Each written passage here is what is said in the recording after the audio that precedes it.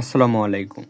আজকের এই ভিডিও টিউটোরিয়ালে আমরা দেখব আমাদের অনেক সময় পিসি বা ল্যাপটপের ডিসপ্লেতে আমাদের অনেক সময় অ্যাক্টিভ উইন্ডোজ ওয়াটারমার্ক শো করে। তো অ্যাক্টিভ উইন্ডোজ ওয়াটারমার্ক কোনো প্রকার সফটওয়্যার ছাড়া কিভাবে রিমুভ করা যায়, আসুন আমরা সেটি শিখব। ফার্স্ট অফ অল সার্চ অপশনে গিয়ে আমরা লিখব RUN রান। দেন যে পপ আপ আসবে সেখানে আমরা লিখব REGEDIT রিগ্রেট। দেন ওকেতে প্রেস করব। ওকেতে প্রেস করার পরে আমাদের যেই পপ আপটা আসবে সেখানে 3 নম্বর অপশন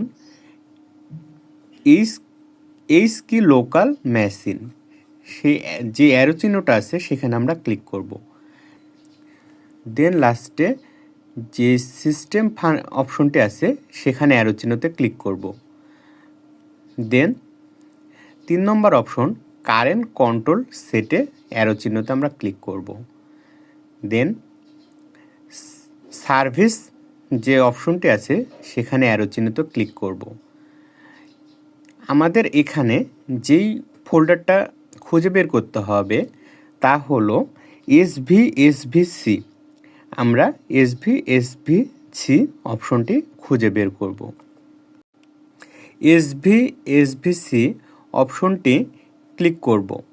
দেন আমাদের যে পপ আপ অপশন আসবে সেখানে স্টার্টে ক্লিক করব। দেন আমরা মডিফাইয়ে ক্লিক করব। আমাদের যে ভ্যালু ডাটা এখানে শো করছে দেখুন 3 লেখা আছে, তো 3কে আমরা 4 করে ওকেতে ক্লিক করব। দেন আমাদের কাজ ডান। এখন আমরা মেনু বারে গিয়ে রিস্টার্ট বাটনে ক্লিক করব। রিস্টার্ট বাটনে ক্লিক করার পরে আমরা কম্পিউটারটি যখন ওপেন হবে তখন দেখব যে আমাদের অ্যাক্টিভ উইন্ডোজ যে ওয়াটারমার্কটি ছিল সেটি আর নেই। ধন্যবাদ।